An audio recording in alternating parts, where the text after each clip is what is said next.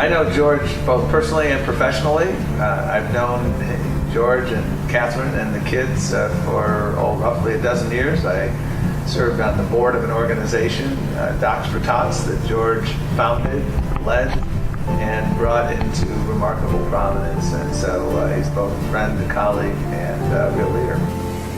It was just wonderful to see his kind of passion for kids and public health translated into this really interesting new approach to how you think about getting doctors involved as advocates in the public policy sphere.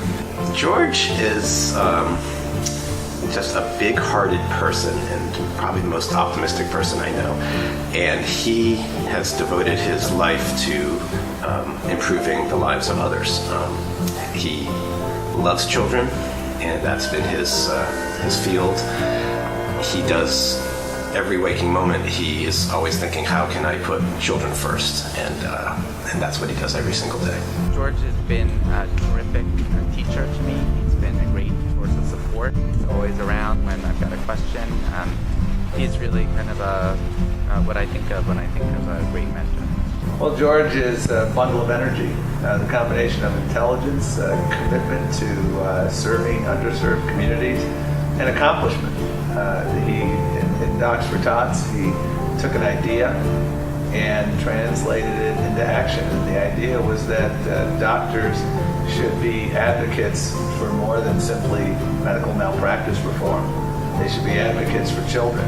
And if we do that and make docs those leaders, they can indeed help address some of the chronic challenges confronting our 0 to 5 population. And so he really, that job required him to be a fundraiser, required him to be the real brains behind the vision, and it required him to be the chief bottle washer and the CEO, and he did all those things with great accomplishment.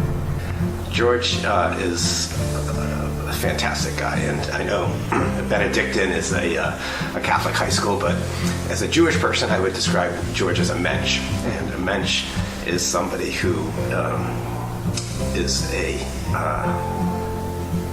wonderful human being, and it's more than that. It's somebody that he touches everybody around him and just makes the world a better place. He is kind of self-effacing. He doesn't take himself too seriously. He loves being a dad. He loves being a husband. He loves being a friend. And he embraces them all with certain ease. There's not a lot of things that are forced with George. It's just generally this, again, openness and amiability. George is an all-purpose mentor, so whether it's about a policy issue, a clinical issue, or even just exactly what street in Tacoma Park is a good one to look for a house, he's there with some advice. Not too directive, but he's got his opinions. You know, George has been my best friend for years and years and years, and when my father died a few years ago, it was a tough time for me, and when I got to the synagogue for the funeral, there was George waiting for me. This was out of town. He had flown up, as a surprise, and that meant the world to me to have him there for support. Well, George, again, remarkably energetic, remarkably eclectic, a great cook, a great dad, a great friend, and a remarkably accomplished physician and leader. George, congratulations. This is a wonderful honor, and I know you deserve it. I wish I could be there with you tonight, George, and this is a well-deserved honor.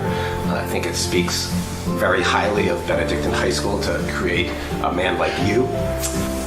I've met some of George's friends from Benedictine along the way, Jim Lasher, Jim Peck, Rob Parker, John Parker, Gary Grizel, and they are all fantastic men, and it's a tribute to Benedictine High School that you have produced such distinguished alumni, and George is first among many equals, but congratulations, George, and many best wishes from the Picard family, and we love you.